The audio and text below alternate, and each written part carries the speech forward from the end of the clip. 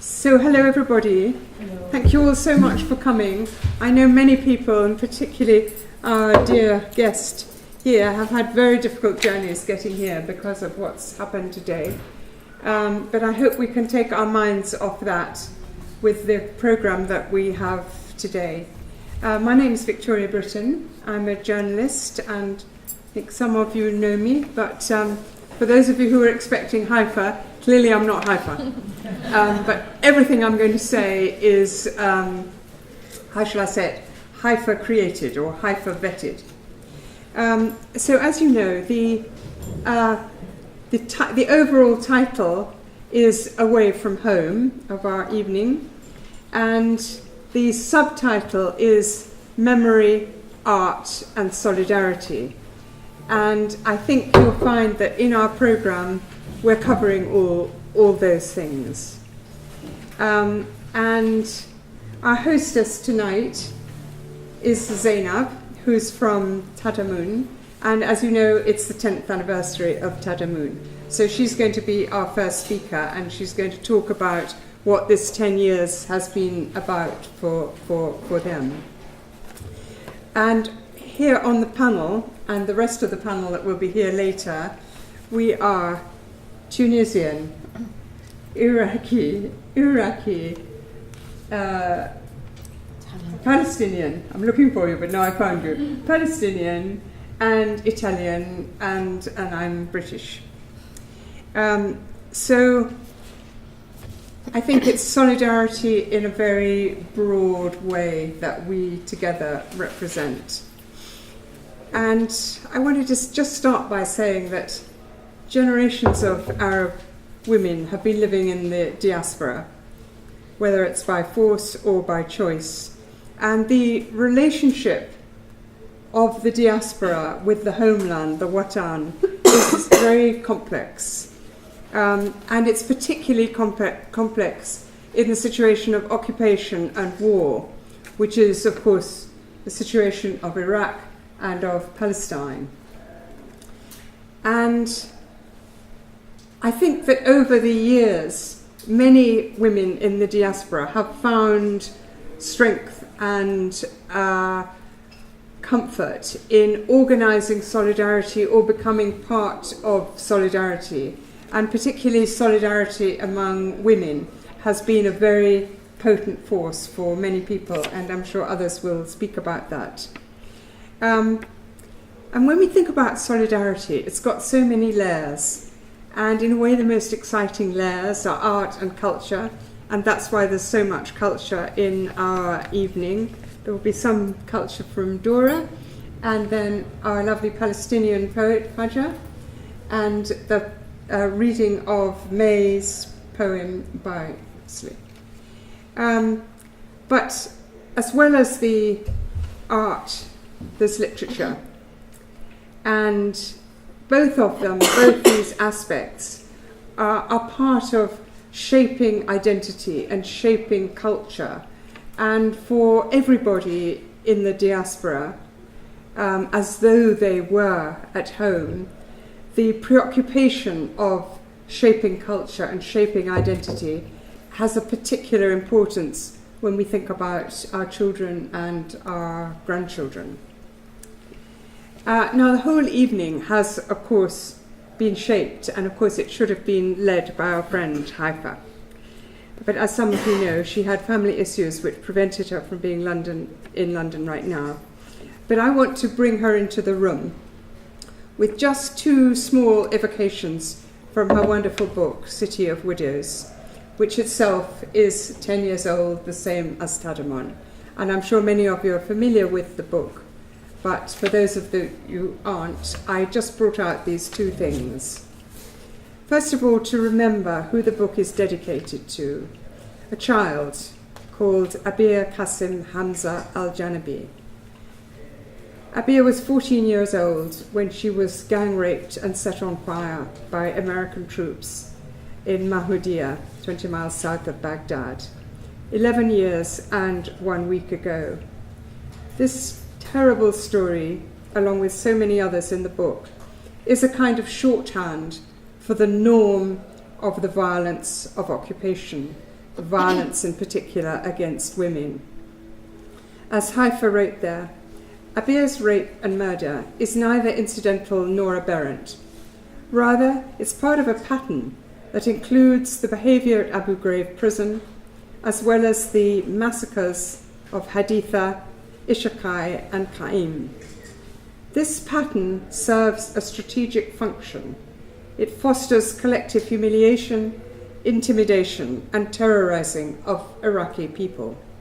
This is a classic colonial tactic. Now, Palestinians know this too well after more than half a century of living with a settler colonial regime. The second point was, in the whole book, we can't escape from the impact of the horror of the American and British invasion, with its death, torture, imprisonment, destroyed economy, all of this coming on top of the years of the crippling UN sanctions. A war crime. That was a war crime, and everything that came after it was a war crime. And those war crimes were designed to send Iraq back to an unrecognizable place of material and intellectual poverty, compared with the cultivated, educated, healthy, non-sectarian, and inclusive society which Haifa evokes so brilliantly in this book, a society which had grown out of hundreds of years of unique civilization, which the West chose to annihilate. Now, Haifa was old in solidarity long before Tadhamun was born. As a young woman, when she'd just come out of prison and was in exile, she managed a very complex and life-giving medical supply chain for Palestinian camps in Syria. And among many other activities in Palestine and in London, with Solidarity for Palestine, she has, over the last 4 years, been part of the team which created the Memo Annual Palestine Book Awards, and I'm also part of that team. And with the support of P21, thank you everybody from P21, we celebrate the best of Palestinian academic and cultural books every year. And this is our small contribution to solidarity with Palestinian culture and education and gifts to the next generation. So tonight, our speakers are going to take us into various other aspects of women's solidarity, of art and memory. And as we're all here, thanks to Tadhamun, our first speaker is Zainab. Thank you. Thank you, Victoria. Victoria has been a very, very old friend of the organisation and of the Iraqi people, really. I'm just going to say a few words about our organisation. Is it okay if I'm sitting down? It's fine. Okay. Yeah. Everybody can hear fine now? Can you hear me? Yes? Okay. Any problems, just please raise your hand. Yeah.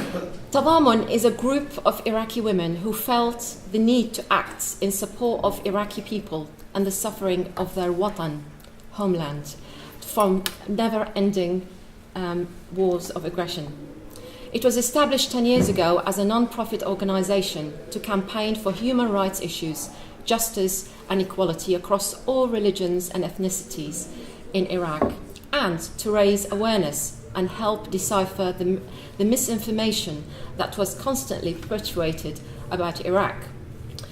We are a group of Iraqi women who could no longer stand to see a homeland being attacked and systematically destroyed for nearly 30 years.